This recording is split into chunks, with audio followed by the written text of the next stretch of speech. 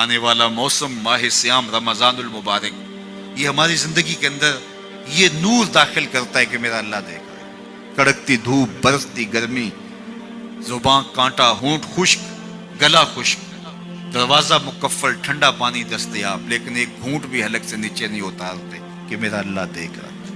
وضو کرتے بھی احتیاط کرتے ہیں کہ میرا اللہ مجھے دیکھ رہا ہے۔ کرتے ہیں کہ نہیں کرتے؟ یہ نور ملتا ہے کہ نہیں ملتا؟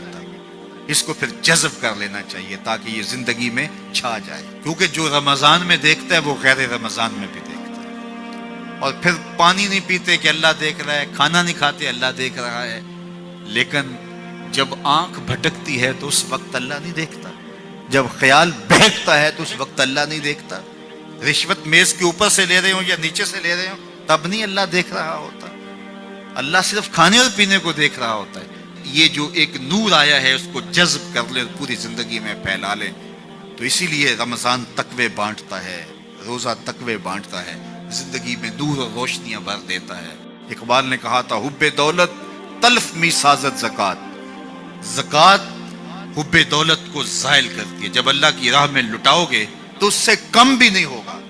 میرے حضور نے 3 چیزیں قسم کر کے کہی۔ حضرت ابو کبشہ الانماری رضی اللہ تعالیٰ عنہ سے مروی ہے، میرے حضور نے ارشاد فرمایا اگر کوئی شخص کسی کو معاف کر دیتا ہے تو اس کی عزت کم نہیں ہوگی، میں محمد اللہ کی قسم اٹھاتا ہوں۔ دوسری بات میرے حضور نے فرمائی کہ جو شخص مانگنے لگ جاتا ہے، سوال کا دروازہ کھول لیتا ہے، اللہ اس کے لیے محتاجی کا دروازہ کھول دیتا ہے، اس کی کبھی کمی پوری نہیں ہوتی۔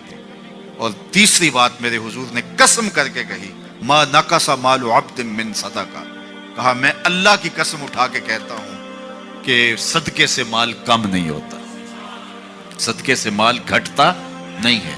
تو ایک تو مال بھی نہیں گھٹے گا، یہ ضمانت کس کی ہے؟ میری نہیں ہے، یہ رسول اللہ کی ضمانت ہے۔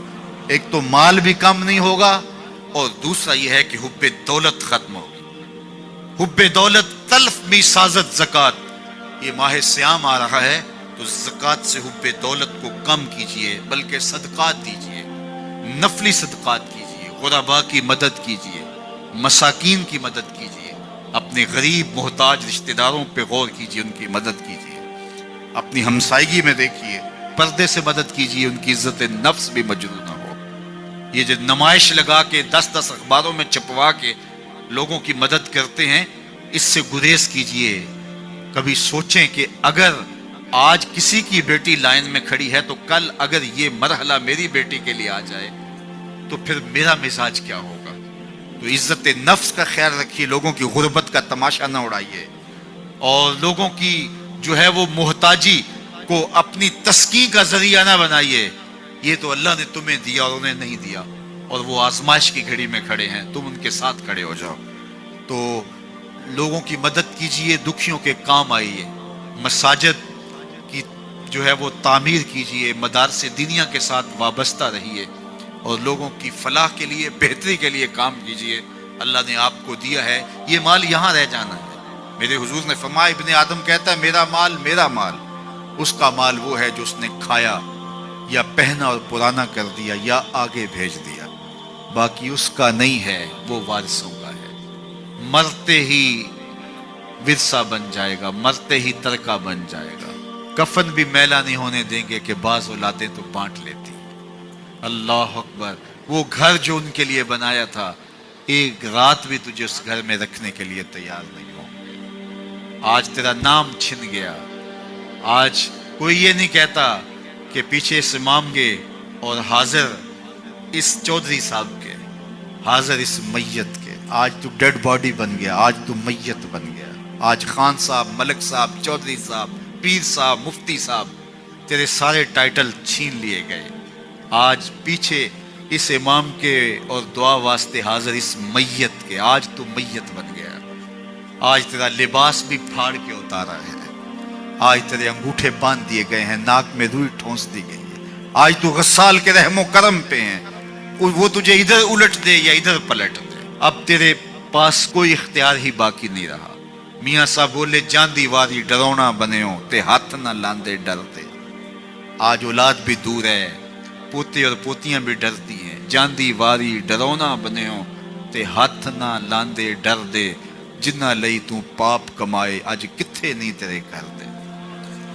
آج سارے چلے گئے تو آج اپنے ہاتھ سے اپنی زندگی کو سنوارنے کے عمل کی طرف بڑھیں اور راہ خدا میں خرچ کریں, دکھیوں, مجبوروں اور لاچاروں کے کام آئیں. اللہ آپ کی مدد کرے گا اور حب دنیا کم ہوگی. اللہ تعالیٰ جل شانہ نے سورہ عادیات میں پہلی 5 آیات میں قسمیں کی, پھر 3 آیات میں جو ہے وہ حضرت انسان کی وہ کمیاں, کوتاہیاں جن کی بنیاد پر باقی گناہ سرزد ہوتے ہیں ان کو بیان کیا, اور اس کے بعد پھر علاج بھی قرآن نے بتایا اور کس قدر اس کو چوٹ لگائی. افلا یعلم اذا بعثر ما فی القبور وحصل ما فی الصدور ان ربهم بهم یومئذ لخبیر. افلا یعلم اذا بعثر ما فی القبور. اے اکڑ کے چلنے والے, اے ناشکر انسان, اے دولت کے پجاری, وہ وقت یاد کر جب تو قبر سے اٹھایا جائے گا. اس وقت کفن بھی چھین لیا جائے گا. اب سب کو چھین لیا گیا, دولت, بینک بیلنس, تیری جائیدادیں, پلازے, گاڑیاں, گھر, کوٹھیاں, بنگلے, سب کچھ یہیں رہ گیا. صرف ایک چادر کفن کے لے کے جا رہا ہے. لیکن جب قبر سے اٹھایا جائے گا یہ کفن کی چادر بھی رہ جائے گی, برہنہ اٹھایا جائے گا. اللہ اکبر. نہ پاؤں میں جوتے, نہ سر پہ پگڑی, نہ بدن پہ کپڑا, برہنہ اٹھایا جائے گا. سیدہ عائشہ رضی اللہ تعالیٰ عنہ نے سنا تو کانپنے لگی. عرض کی حضور قبر سے برہنہ اٹھائے جائیں گے تو ایک دوسرے سے حیا نہیں آئے گی؟ فرمایا عائشہ معاملہ اس سے بھی آگے ہے. کسی کو ہوش ہوگی تو حیا آئے گی, ہوش اڑے ہوئے ہوں گے, خوف قیامت طاری ہوگا. قبروں سے یوں لوگ اٹھائے جائیں گے. افلا یعلم اذا بعثر ما فی القبور. اب بوسرا کا جو مفہوم ہے, جو ترجمہ اور معنی ہے وہ تو رہے. بوسرا کا جو صوتی آہنگ ہے, جب بولتے ہوئے ایک جھٹکا لگتا ہے تو قبروں سے اٹھتے ہوئے لوگوں کی کیفیت معلوم کرنے کے لیے بوسرا کا صوتی آہنگ ہی کافی ہے. افلا یعلم اذا بعثر ما فی القبور وحصل ما فی الصدور. حصل کے اوپر جو تشدید ہے, یہ معنی کو کتنی خوبصورتی کے ساتھ ایک مجسم پیکر میں سامنے لا رہی ہے. اللہ فرماتا پھر وہ وقت آئے گا جو سینے میں ہوگا وہ تش تش بام ہو جائے گا. آج آپ مجھے نیک سمجھتے ہیں, میں آپ کو اچھا سمجھتا ہوں, لیکن میرے سینے کے اندر کیا چل رہا ہے یہ آپ کو نہیں پتا. یہ میں تقریر چہک چہک کے کر رہا ہوں, اس کے پیچھے کیا ہے؟ میں آپ کے دل اپنی جانب موڑنا چاہتا ہوں, آپ کی جیبیں خالی کرنا چاہتا ہوں, یا میں آپ کے سامنے پاک اور ستھرا اور بڑا جو ہے وہ نیکوکار بننا چاہتا ہوں, یا میرا مقصد رضائے الہی ہے؟ یہ مجھے پتہ ہے, آپ کو نہیں پتہ. آپ کہاں ہیں, کہاں کھڑے ہیں, میں آپ کو اچھا سمجھتا ہوں, لیکن آپ کو پتہ ہے کہ ہم کہاں کھڑے ہیں. لیکن قیامت کے دن یہ ساری چیزیں سامنے آ جائیں. وَحُصِّلَ مَا فِي الصُّدُورِ. اور سورہ الطارق میں فرمایا یوم تبلی السرائر فما لہ من قوت ولا ناصر. اس دن سارے راز کھول دیے جائیں گے اور کوئی طاقت نہیں ہوگی جو ان رازوں کو کھلنے سے روک سکے گا. آج طاقتور کی بات نہیں کھلتی اور کمزور کی بات اچھال دی جاتی ہے, لیکن وہ وقت آنے والا ہے یوم تبلی السرائر فما لہ من قوت ولا ناصر. نہ زور کے بل پہ, نہ زر کے بل پہ, نہ کسی اور بل پہ کسی کام کو روکا جا سکے گا. ہر شے تش تش بام ہو جائے گی. وہ کتنا سخت دن ہوگا. اے داور حشر میرا نامہ اعمال نہ پوچھ, اس میں کئی پردہ نشینوں کے بھی نام آتے ہیں, تو وہ کتنا سخت دن ہوگا. وَحُصِّلَ مَا فِي الصُّدُورِ إِنَّ رَبَّهُمْ بِهِمْ يَوْمَئِذٍ لَخَبِيرٌ. بے شک ان کا رب اس دن ان سے خوب باخبر ہوگا. وہ آج بھی باخبر ہے, لیکن آج کئیوں کو یقین نہیں کہ وہ باخبر ہے, لیکن اس دن سب کو یقین ہو جائے گا کہ میرا رب اس سے باخبر ہے.